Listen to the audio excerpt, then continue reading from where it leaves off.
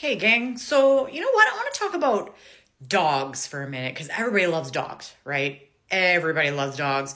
Nobody has a problem with dogs. Dogs are great. Let's talk about dogs.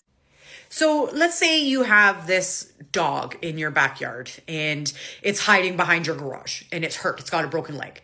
And it's growling and it's snarling anytime you come near it. How would you help this dog? So would you maybe put out like a plate of food so that it trusts you a little bit, so that it comes out from its hiding place, and then coax it into trusting humans so that you could bring it to the doctor to get it some help, and then maybe put it into a foster home so that it can be kind of rehabilitated, so that it could find a new forever family once it's healed up. Would that be the way that you would go? Or would you, shoot the dog, and just say, forget it. We're not going to bother. We're just going to shoot the dog.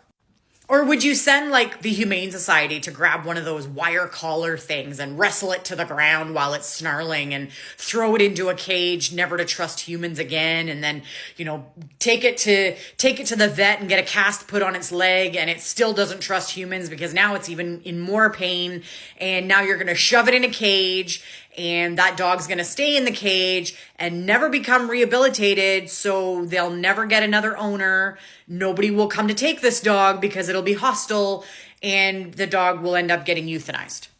So which situation would you go with?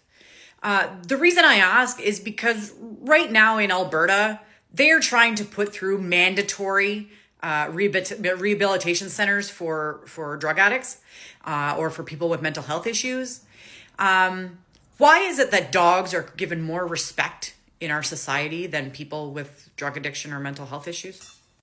Why is it that these people, the help for them involves sticking them in mandatory treatment when they don't want to be there and then leaving them in jail to rot for crimes that really weren't that big of a deal? I mean, they weren't committing mass murder. We actually have extremely few mass murderers in Canada. That rate has not increased substantially. Very few mass murderers, and any mass murderers that we have had have gone to jail for life. Yeah, they're eligible for parole after 25 years, but none of them actually got out. If you want to do some research, they're still in there or they died in there. So someone who's has mental health issues or is an addict, instead of earning their trust with safe consumption sites where they can come to learn that they're in a safe environment, to be encouraged to go and get help, to be encouraged to trust the people around them, to be encouraged to get care that they need. Instead, the conservative government solution is let's just lock them up, force them to get treatment, and then if they don't get treatment, we're going to put them in jail and leave them there for the rest of their lives. Why does a dog get more respect than a human being? Now, to those of you out there who suffer from mental health and addictions, I apologize for using a dog as a comparison, but some people just don't get it. If you have suffered from mental health and addictions, you will know that being forced into treatment is like the last thing that's ever going to work. These people don't trust the medical community. The medical community has abandoned them. They don't trust anyone. So in order to get these people the help that they need, we need to earn their trust, not shove them in a cage. If you look at the research, it usually takes the 5th time for someone to enter treatment for it to work for them. The 5th time.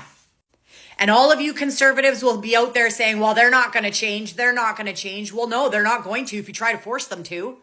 The only way to encourage change for these people is to, number one, care about them, and number two, earn their trust so that they actually would have a reason to get better. Why would these people want a reason to get better? You won't give them a job. They got nowhere to shower and be clean. They've got nowhere to make a resume. They don't have any job experience. And for what? You're going to send them to work for a minimum wage job when that can't pay for anything anyway? What would be the point of that? They're better off to live on the street and be addicts.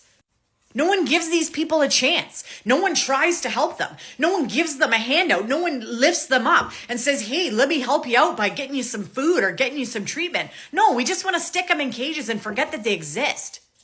And now in the United States, it's to the point where if they don't like you, they'll just ship you to El Salvador. This is what a fascist government does. They don't listen to their people. They don't help their people. They just imprison them and put them away so that the rest of the world doesn't have to look at them anymore.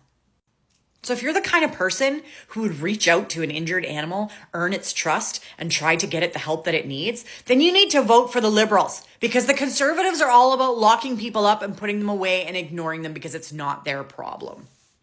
Can we be decent human beings and start caring about others as much as we care about animals? That'd be great.